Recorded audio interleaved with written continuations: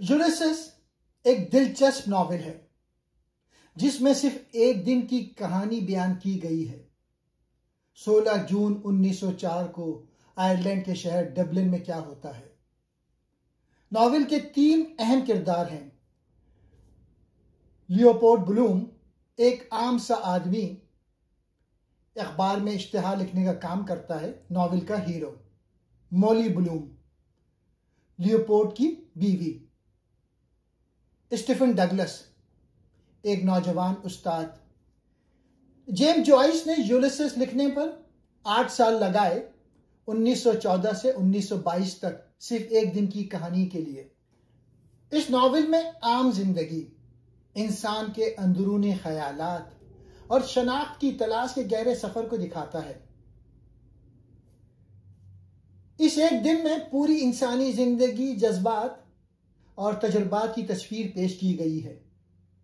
यह नॉवेल हमें बताता है कि जिंदगी की असल खूबसूरती रोजमर्रा के छोटे वाकयात में छुपी होती है। सड़क पर चलना, दूसरों से मिलना, सोचना, ये सब मामूली नहीं बल्कि मायने रखते हैं। हर इंसान के अंदर एक समंदर सा चल रहा है। हर किरदार के जहन में यादें, ख्वाहिशें, खौफ और उम्मीदें हैं। हम बाहर से सादा नजर आते हैं मगर अंदर से बेहद पेचीदा। इंसान अकेला भी है और जुड़ा हुआ भी। नॉवेल दिखाता है कि हम अपने अंदर गुम हैं मगर हमारी जिंदगी दूसरों से भी बंधी हुई है। खानदान, मोहब्बत, माशरा। वक्त और हकीकत की समझ इंसान की सोच से बनती है। कहानी मुसलसल किरदारों के दिमाग के अंदर चलती है, जिससे पता चलता है कि हकीकत सिर्फ वो नहीं जो हम देखते हैं बल्कि वो भी जो हम महसूस करते हैं। यह नॉवेल हमें सिखाता है कि आम इंसान की जिंदगी भी एक शाहकार है। यूलिसेस हर शख्स अपने अंदर एक पूरी किताब रखता है। अगर हम इसे पढ़ सकें तो दुनिया बदल जाए। इस नॉवेल का सबसे बड़ा और बुनियादी पैगाम यही है कि हम सब किसी न किसी हद तक लियोपोल्ड ब्लूम की तरह ही जिंदगी गुजारते हैं। हम सब के जहन में शऊर की रूह चलती है। जिस तरह ब्लूम के जहन में एक सेकंड में 10 मुख्तलिफ ख्यालात आते हैं, नाश्ते का ख्याल, फिर किसी पुरानी बात की याद, फिर किसी काम की फिक्र, इसी तरह हमारा जहन भी सारा दिन चलता रहता है। मुसन्निफ हमें दिखाता है कि इंसान की अंदरूनी दुनिया कितनी बेतरतीब, पेचीदा और मुसलसल है। हम बाहर से सीधे नजर आते हैं लेकिन अंदर से हमारे ख्यालात कभी रुकते नहीं। हमारा हर दिन एक सफर है। हम भी घर से निकलते हैं और शाम को वापस आते हैं। इस दौरान हम कई तरह के किरदारों से मिलते हैं। दफ्तर का सख्त बॉस, रास्ते में मिलने वाले मेहरबान दोस्त, या कोई अजनबी जो आपको टक्कर मार दे। ब्लूम का एक दिन का सफर डबलिन में दरअसल इंसान की आम जिंदगी का सफर है, जहां हम मुश्किलात, खुशियों और छोटी छोटी कामयाबियों का सामना करते हैं। कोई भी दिन आम नहीं होता। हम सब तन्हाई और तलाश में हैं। आज की दुनिया में बहुत से लोग, चाहे वो शादीशुदा हों या घर में हों, तन्हाई महसूस करते हैं। हम सबको किसी न किसी सहारे या समझने वाले की तलाश होती है। ब्लूम और स्टीफन दोनों तन्हा हैं और एक दूसरे में बाप और बेटे का रिश्ता तलाश करते हैं। ये एक दूसरे को मुकम्मल करने की इंसानी जरूरत की अक्कासी है। हम इखलाकी, ज़हनी और जज्बाती तौर पर ब्लूम की तरह ही जिंदगी गुजारते हैं, सब्र और बर्दाश्त के साथ, एक दिन गुजारते हुए, अंदरूनी तौर पे शोर मचाते हुए और बाहर से खामोश नजर आते हुए। नॉवेल के अहम मौज़ूआत, शनाख्त की तलाश। इसका मतलब है कि इंसान हमेशा इस सवाल का जवाब ढूंढता रहता है कि मैं कौन हूं और मेरा मकसद क्या है। तन्हाई। नॉवेल में दिखाया है कि जदीद माशरे में लोग जज्बाती तौर पे कितने अकेले हैं। आम इंसान की अजमत। इस नॉवेल का सबसे बड़ा पैगाम यही है कि किसी आम शख्स जैसे कि ब्लूम का एक दिन गुजारना भी किसी बड़े हीरो के अजीम कारनामे से कम नहीं। ब्लूम किसी जंग में नहीं लड़ता, लेकिन वो सब्र और हमदर्दी से अपनी ज़ाती ज़िंदगी की मुश्किलात को झेलता है। मुसन्निफ ये अज़मत रोज़मर्रा की ज़िंदगी की छोटी छोटी बातों और जिम्मेदारियों में पाता है। जदीद दुनिया की बेचैनी, ये मौजू 20वीं सदी के आगाज़ में लोगों के जहनों पर पड़ने वाले दबाव और माशरती जमूद को बयान करता है। इस नावल में सोचों की तेजी यानी शऊर की रो इसी जहनी बेचैनी की अक्कासी है जहां ख्यालात बेकाबू हैं। हम सब के जहन में शऊर की रो चलती है। जिस तरह बुलूम के जहन में एक सेकंड में 10 मुख्तलिफ ख्यालात आते हैं, नाश्ते का ख्याल, फिर किसी पुरानी बात की याद, फिर काम की फिक्र, इसी तरह हमारा जहन भी सारा दिन चलता रहता है। मुसन्निफ ने हमें दिखाया है कि इंसान की अंदरूनी दुनिया कितनी बेतरतीब, पेचीदा और मसाइल है। हम बाहर से सीधे नजर आते हैं, लेकिन अंदर से हमारे ख्यालात कभी रुकते नहीं। अब मैं इस नावल को एक्सप्लेन करता हूं। पहले 3 चैप्टर स्टीफन के हैं। हीरो की कहानी चैप्टर 4 से शुरू होगी। सुबह 8 बजे समंदर के किनारे पत्थर के टावर में 3 लड़के रहते हैं। एक बदतमीज, मोटा, मजाक उड़ाने वाला, वो स्टीफन की मरी हुई मां का मजाक उड़ाता है। स्टीफन को बहुत तकलीफ होती है, लेकिन वो कुछ नहीं कहता। एक गरीब बूढ़ी दूध वाली आती है, सब उससे मजाक करते हैं। आखिर में स्टीफन कहता है, मैं यहां नहीं रहूंगा। चाबी देकर चला जाता है। वो तन्हा समंदर की तरफ निकल जाता है। स्टीफन तन्हा, उदास, मां के गम में डूबा हुआ घर से निकल रहा है। सुबह 10 बजे का वक्त है। स्टीफन लड़कों को तारीख पढ़ाता है, लेकिन वह बोर हो जाता है। वो सोचता है कि तारीख एक बुरा ख्वाब है। फिर बूढ़ा प्रिंसिपल उसे तनख्वाह देता है और लंबी लंबी एंटी यहूदी बातें करता है। बाहर निकलते हुए बूढ़ा चीखता है कि आयरलैंड ने यहूदियों को कभी आने ही नहीं दिया। स्टीफन मुस्कुरा कर निकल जाता है। यहां पहली बार यहूदी दुश्मनी खुलकर सामने आती है, जो बाद में बुलूम के साथ बहुत बुरा सलूक करेगी। बाब 3, सुबह तकरीबन 11 बजे। स्टीफन अपनी छड़ी हाथ में लिए रेत पे चल रहा है। वो आंखें बंद करता है और सोचता है, अगर मैं अंधा हो जाऊं तो दुनिया कैसे सुनाई देगी। वो आंखें खोलता है, फिर बंद करता है। आवाजें सुनता है, लहरें, हवा, कौवे, दूर से घंटी। वो 3 चीजें देखता है जो आग से दिखाई देती है: रेत, पत्थर, लाश, कुत्ता। जो दिमाग में चल रहा है: याद, फलसफा, किताबें, मां का भूत। जो वो खुद बना रहा है: शायरी, ख्यालात, नए अल्फाज। अहम मनाजिर और ख्यालात, वक्त के साथ साथ आग बंद करने का तजुर्बा। स्टीफन सोचता है, दुनिया मेरे अंदर है या बाहर? अगर मैं मर जाऊं तो क्या समंदर भी मर जाएगा? वो अरस्तू और बर्कले का फलसफा याद करता है। जो दिखाई ना दे वो है ही नहीं। मां की मौत की याद। वो अपनी मरती हुई मां को याद करता है। उसकी सास, सब्ज बलगम, वो दुआ मांग रही थी। स्टीफन ने दुआ नहीं मांगी थी।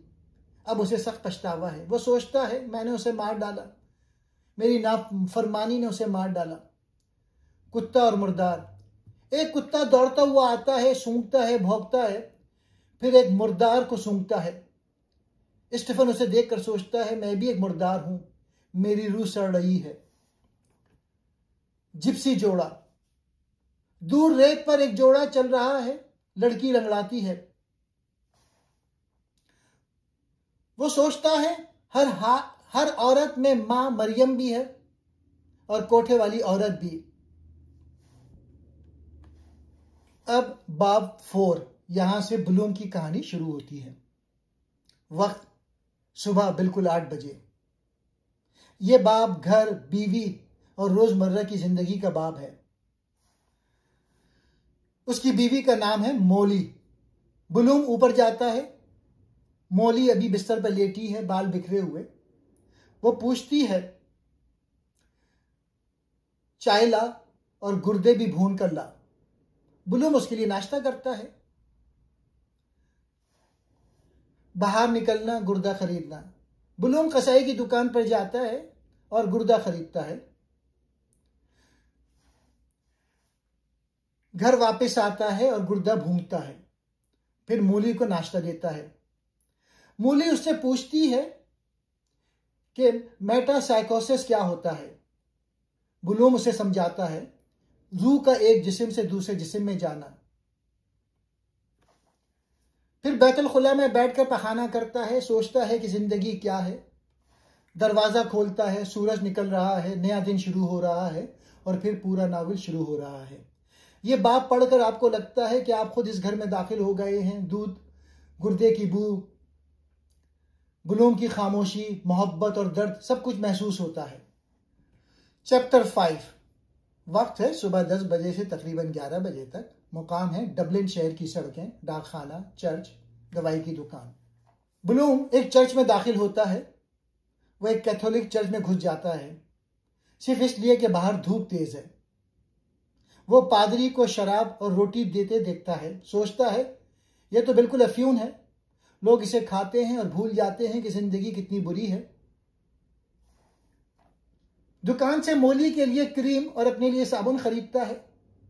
सारा वक्त उसका दिमाग सुस्त गर्म ख्वाबों में डूबा हुआ। चैप्टर 6। सुबह 11 बजे से तकरीबन 12:30 बजे तक। मुकाम डबलिन शहर से कब्रिस्तान तक घोड़ेगाड़ी का सफर, फिर जनाजा। यह नावल का मौत वाला बाब है, सबसे उदास, सबसे सियाह। उसका एक दोस्त मर गया है, उसका जनाजा है। गाड़ी का सफर, गाड़ी के नीचे पहियों की आवाज, पफ पफ पफ। ये दिल की धड़कन जैसी लगती है। ब्लूम सोचता है दिल रुक जाए तो सब खत्म। वो अपने बाप की खुदकुशी याद करता है, जहर पीकर मरे थे। वो अपने बेटे की मौत याद करता है, 11 दिन का था, मर गया। यह दर्द पूरे बाप में छुपा रहता है। पहले 3 चैप्टर में जिस स्टीफन का जिक्र है, सड़क पर स्टीफन अपनी बहन के साथ चल रहा था। ब्लूम खामोशी से स्टीफन को देखता है और सोचता है यह लड़का कुछ बन सकता है। उसके बाद कब्रिस्तान पहुंचना। पादरी लातीनी दुआएं पढ़ता है। ताबूत नीचे उतारा जाता है। ब्लूम सोचता है एक गड्ढे में डाल दिया, मट्टी डाल दी, खत्म। वो मौत के बारे में बहुत साइंसी और कड़वी बातें सोचता है। लाश सड़ती है, कीड़े खाते हैं, गैस बनती है, फिर हड्डियां रह जाती हैं। सबसे तकलीफदेह लम्हा, जब ताबूत नीचे जा रहा होता है, ब्लूम के दिमाग में अचानक अपने बेटे का ख्याल आता है। वो सोचता है अगर वो जीता रहता, अब 11 साल का होता, मैं उसे पढ़ाता, मेरा बेटा। कब्रिस्तान से निकलते हुए ब्लूम एक चूहे को देखता है जो कब्र के अंदर घुस रहा है। वो सोचता है एक दिन मैं भी इसी जमीन में हूंगा, लेकिन अभी तो मैं जिंदा हूं। इस चैप्टर के कुछ अहम मैसेजेस हैं। मौत सबके सामने बराबर है, अमीर, गरीब, यहूदी, ईसाई, मुसलमान। ब्लूम के अंदर बाप और बेटे दोनों का गम है। कैथोलिक जनाजे का तंज, लातीनी दुआएं, सब कुछ जाहिरी। जिंदगी मौत के बावजूद जारी रहती है। ब्लूम पहली बार स्टीफन को बेटे की नजर से देखता है। यह नॉवेल का सबसे उदास चैप्टर है, लेकिन आखिर में एक अजीब सी उम्मीद भी देता है। यहां ब्लूम पहली बार स्टीफन को अपना बेटा समझना शुरू करता है। चैप्टर 7। वक्त दोपहर तकरीबन 12 बजे से 1 बजे तक। मुकाम डबलिन के अखबारात का हेडक्वार्टर। ये बाब सहाफत, फसाहत और खाली बातों का बाब है। मुसन्निफ ने पूरे बाब को अखबार की शक्ल में लिखा है। ब्लूम अखबार के दफ्तर में आता है। वो एक इश्तेहार रिन्यू करवाना चाहता है। ब्लूम बार बार बाहर और अंदर जाता है। इस चैप्टर के अहम थीम जो हैं, खाली तकरीरें, हवा भरी बातें, आयरलैंड की गुलामी और बेबसी, सहाफत कितनी सतही है, सुर्खियां सब कुछ हैं, सच कुछ नहीं। ब्लूम अमली आदमी है, स्टीफन ख्वाब देखने वाला। दोनों एक ही जगह हैं लेकिन अभी नहीं मिलते। जबान की ताकत, उसकी कमजोरियां दोनों। अखबार के दफ्तर में बहुत शोर है। ब्लूम एक इश्तहार के पीछे भाग रहा है, कोई इसे संजीदा नहीं लेता। कई लोग बैठे पुरानी तकरीरें, लातीनी जुमले, सियासी बातें कर रहे हैं, लेकिन कुछ नहीं होता। स्टीफन आता है, एक छोटी सी कहानी सुनाता है कि दो बूढ़ी औरतें नेल्सन के सुतून पर चढ़ी, डबलिन को देखा, आलू खाया, गुटलियां थूकी और उतर आईं। ये पूरी आयरलैंड की कहानी है। देखती हैं, कुछ नहीं करती। चैप्टर 8। वक्त दोपहर 1 बजे से तकरीबन 2 बजे तक। मुकाम डबलिन शहर का मरकज, खास तौर पे सड़कें, पुल, दुकानें और रेस्टोरेंट। ये बाब खाने और भूख का बाब है। अहम थीम्स भूख, खाना, हजम, गोबर, सब एक ही साइकिल है। ब्लूम का पूरा जिस्म और दिमाग पेट के गिर्द घूम रहा है। इंसान भी आखिरकार एक जानवर ही है जो खाता, सोता है और मर जाता है। ब्लूम को जोर की भूख लगी है। वो शहर में घूमता है। हर तरफ गोश्त, बू, चबाना निकलने की आवाजें हैं। उसे मतली भी आती है, भूख भी लगती है। वो एक जगह खाना खाता है। लोगों को गंदे तरीके से खाते देखकर घिन आती है। ये बाब पढ़ते वक्त आपके पेट में अजीब सी हरकत होती है। कभी भूख लगती है, कभी मतली, कभी खौफ। चैप्टर 9। दोपहर 2 बजे। मुकाम डबलिन की नेशनल लाइब्रेरी। यह नावल का सबसे अदबी, सबसे फलसफियाना और सबसे ज़हीन बाब है। स्टीफन इन सब के सामने अपना मशहूर शेक्सपियर थ्योरी सुना रहा है। यह थ्योरी इतनी शानदार, इतनी पागल और इतनी जाती है कि आज भी दुनिया भर में इस पर पीएचडी हो रही है। स्टीफन की थ्योरी। स्टीफन कहता है, शेक्सपियर ने अपनी जिंदगी के सबसे बड़े दर्द को अपने सारे ड्रामों में छुपा दिया है। वो दर्द ये था कि शेक्सपियर की बीवी एन हाथवे ने उसके साथ खयानत की थी। शेक्सपियर ने 27 साल की उम्र में 35 साल एन हाथवे से शादी की थी।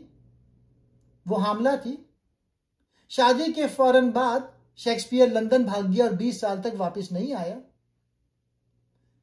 शेक्सपियर ने अपनी वसीयत में बीवी को सिर्फ दूसरा बेहतरीन बिस्तर छोड़ा, यानी उसको नफरत थी अपनी बीवी से। ड्रामों में हर अजीम मर्द किरदार को इसी दर्द से गुजरता है। एक नॉवेल में उसकी मां ने बाप की मौत के फौरन बाद दूसरी शादी कर ली। बेटियों का नाशुक्रा होना एक नॉवेल में, करसंडा की खयानत एक नॉवेल में, क्लियोपेट्रा की बेवफाई। स्टीफन कहता है, शेक्सपियर खुद हैमलेट नहीं था। शेक्सपियर हैमलेट का बाप था। वो भूत था जो रात को आता था और कहता था, मैं तेरा बाप हूं, जैसे तेरी मां ने धोखा दिया। शेक्सपियर ने खुद को अपने ड्रामों में भूत, बादशाह, बाप, धोखा खाया शौहर की शक्ल में बार बार लिखा। स्टीफन खुद इस शेक्सपियर की थ्योरी पे यकीन नहीं रखता था, लेकिन ऐसे बोल रहा है ताकि लोग उसे संजीदा लें। ब्लूम उसी वक्त लाइब्रेरी में दाखिल होता है। स्टीफन उसे देखता नहीं। ब्लूम एक मैगजीन के लिए तस्वीर ढूंढ रहा होता है।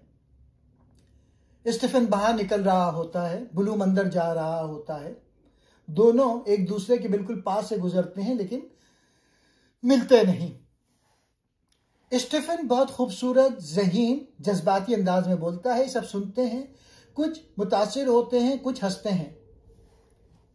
ये चैप्टर पढ़ के आपको लगता है कि आपने कोई अजीम लेक्चर सुना है, लेकिन साथ ही दिल में एक अजीब सी उदासी रह जाती है, क्योंकि स्टीफन अकेला है, ब्लूम अकेला है और दोनों को एक दूसरे की जरूरत है, लेकिन अभी तक नहीं मिले।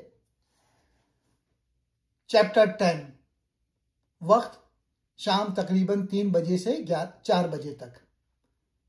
मुकाम पूरा डबलिन शहर, 19 मुख्तलिफ जगह एक साथ। ये बाब नॉवेल का शहर का नक्शा है। मुसन्निफ ने डबलिन को बिल्कुल जिंदा कर दिया है। मुसन्निफ ने खुद कहा कि अगर कभी डबलिन तबाह हो जाए तो इस बाब से पूरा शहर दोबारा बना लिया जाएगा। कोई गरीब लड़की खाना खरीद रही है, कोई पादरी किताबें उठाए जा रहा है, कोई बूढ़ा गप लगा रहा है, कोई नाबीना सड़क पार कर रहा है। अंग्रेज बादशाह का जुलूस गुजरता है, सब झुकते हैं लेकिन बुलूम नहीं झुकता। शहर जिंदा है, सांस ले रहा है और हम उसके अंदर घूम रहे हैं। यह चैप्टर पढ़ने में सबसे ज्यादा फिल्म जैसा लगता है। अगर आप इसे नक्शे के साथ पढ़ें तो आप खुद डबलिन की गलियों में चल रहे होते हैं। चैप्टर 11, शाम तकरीबन 4 बजे से 5 बजे तक। मुकाम एक बार है और रेस्टोरेंट। ये चैप्टर मौसीकी का है। इस चैप्टर को पढ़ते वक्त आपको लगेगा कि कोई गाना या मौसीकी की महफिल चल रही है। ब्लूम शहर में घूम रहा है, उसे भूख लगती है और वो होटल के बाहर से गुजरता है। अंदर से गाने की आवाजें आ रही हैं, वो अंदर चला जाता है। ब्लूम अपनी बीवी मोली को याद करता है जब वो 16 साल की थी और पहली बार उसने उसे देखा था। ये चैप्टर पढ़ते वक्त आपको लगता है कि आप खुद इस बार में बैठे हैं, कानों में गाना गूंज रहा है और दिल में एक अजीब सी तकलीफ हो रही है। चैप्टर 12, शाम 5 बजे से तकरीबन 6:30 बजे तक। ये एक पब है और ये नॉवेल का सबसे गुस्से, तंज, नफरत और हंसी वाला बाब है। इस पब में कुछ सख्तगीर आयरिश कौम परस्त बैठे शराब पी रहे हैं। सबसे खतरनाक शहरी हैं ये। शहरी और दूसरे लोग अंग्रेजों को गालियां देते हैं, आयरिश जबान, आयरिश खेल, आयरिश सकाफत की बातें करते हैं।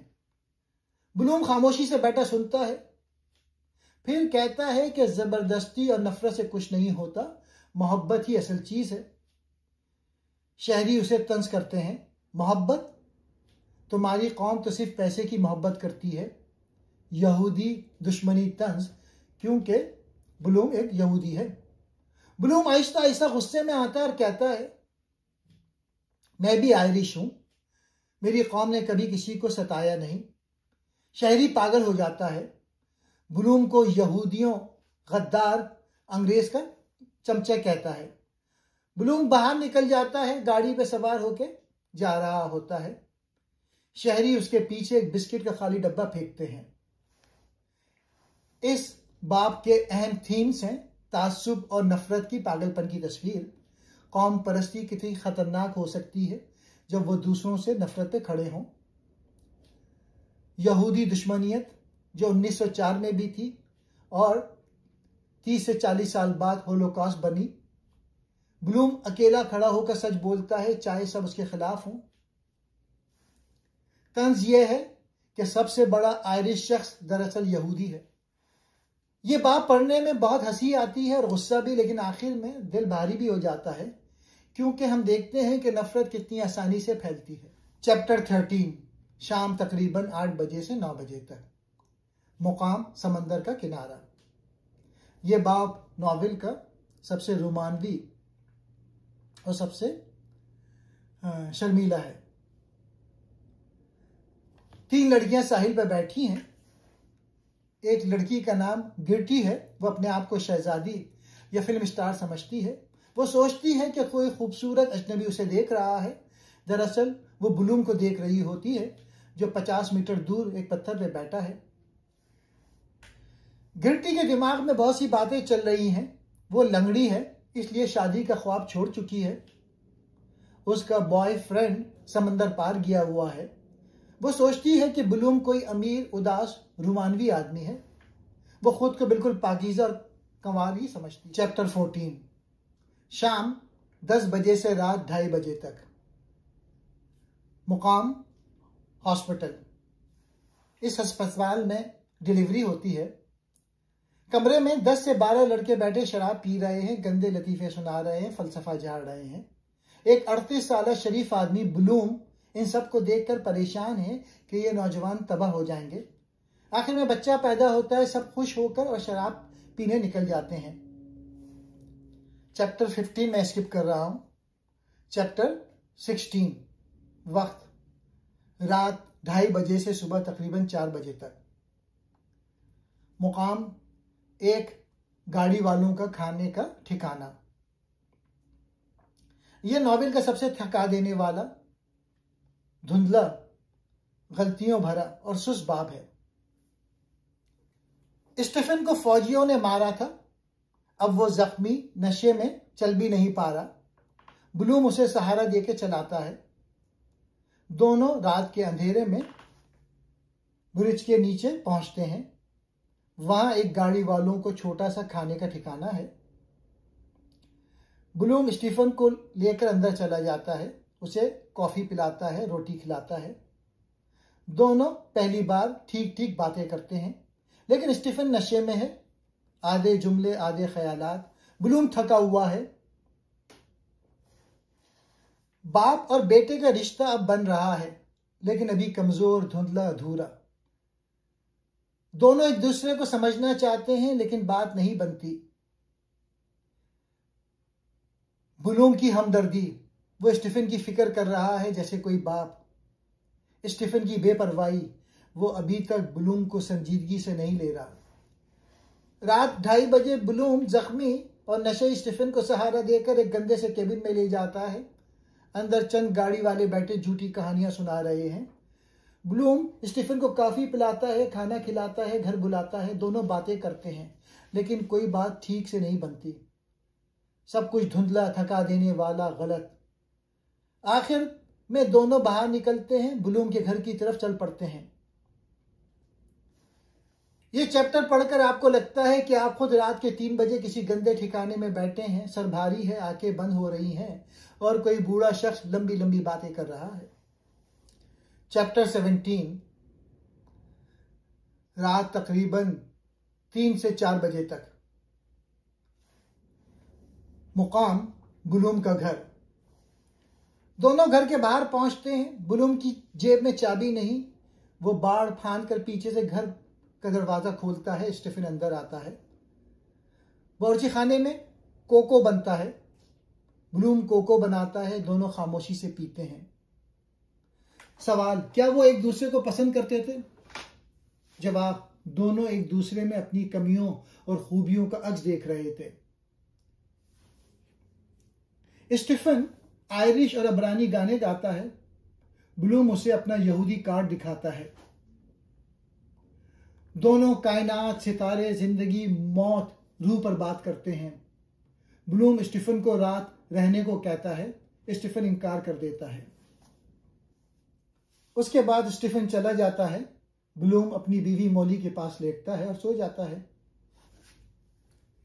चैप्टर 18, रात तकरीबन 4 से 5 बजे। सब सो चुके हैं। मुकाम मॉली ब्लूम लेटी हुई है। यह नॉवेल का आखिरी बाब है। मॉली, ब्लूम की वाइफ, जाग रही है। वो सोचती है, मैं अभी भी खूबसूरत हूं, 33 साल की हूं। वो अपनी जवानी याद करती है कि जब वो 16 साल की थी। वो सोचती है, वो मेरी जिंदगी के सबसे खूबसूरत दिन थे। वो ब्लूम को याद करती है जब वो पहली बार मिली थी।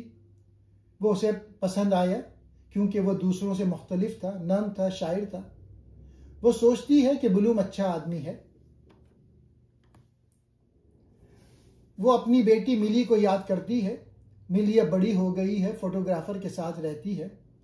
वो सोचती है, मेरी बेटी मुझसे ज्यादा खूबसूरत है।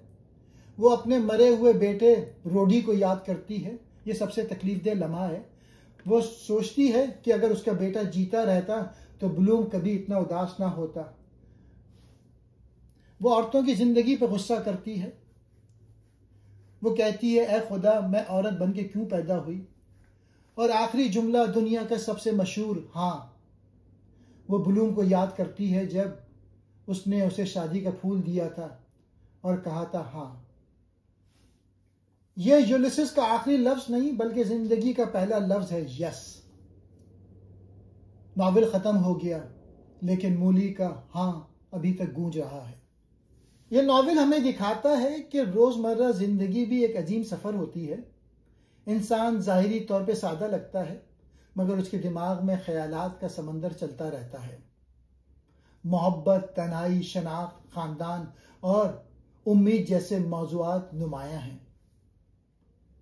ये नावल एक आम दिन के छोटे वाकयात के जरिए इंसान के जहन और रूह के बड़े सफ़र को दिखाता है।